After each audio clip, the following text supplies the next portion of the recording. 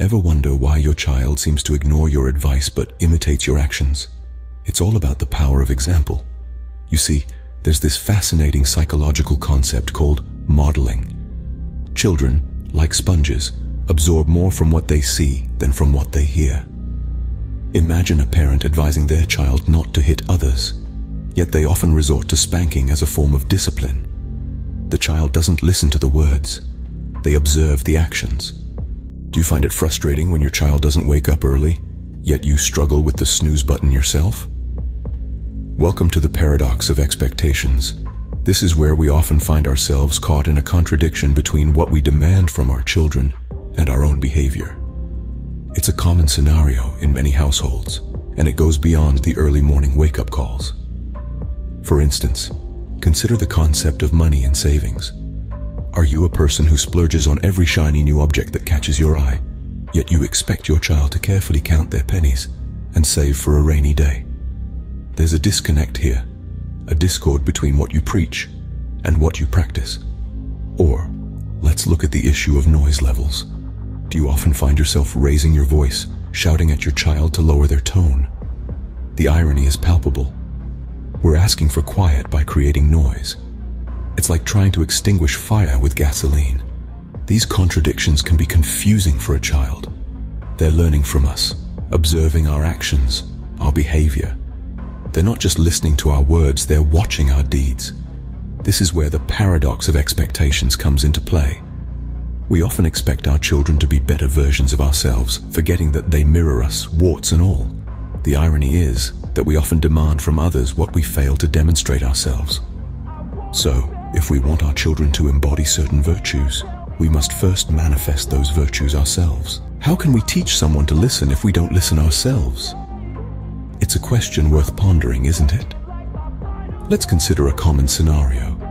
A parent constantly on a fast-paced routine often interrupts their child mid-sentence, too hurried to hear the whole story.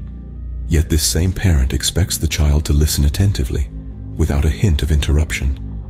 Well, there's a disconnect, isn't there? Active listening is a fundamental part of effective communication. It's not just about hearing words, but understanding the emotions and intentions behind them. It's about giving someone your undivided attention, showing them that their thoughts matter. When we listen actively, we foster an environment of respect and mutual understanding. In the context of parenting, when you listen to your child with patience and empathy, you are teaching them the value of listening. You're setting a powerful example. So the lesson here is clear. To teach listening, we must first learn to listen. So, how can we change this cycle and become better role models for our children? That's the question we're here to answer, isn't it? The first step begins with self-awareness.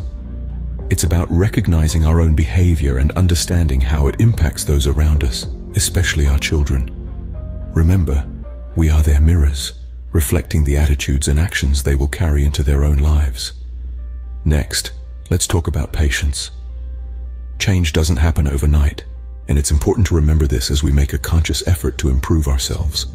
It's about taking one step at a time and celebrating the small victories along the way. A more patient approach allows us to react less impulsively and to model the kind of behavior we want our children to emulate. Finally, we must lead by example. This means not just telling our children what to do, but showing them.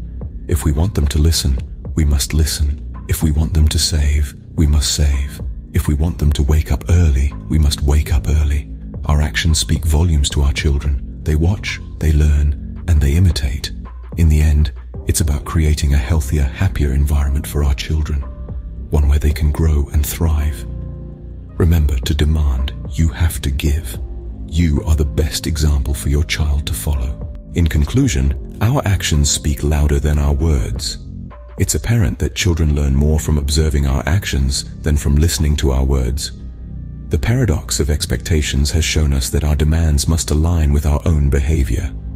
We've spotlighted the importance of listening, a crucial skill in effective communication. Lastly, we've paved the path to change, underlining the necessity of setting a positive example. Don't demand what you don't give, remember to demand you have to give. Actions shout louder than words,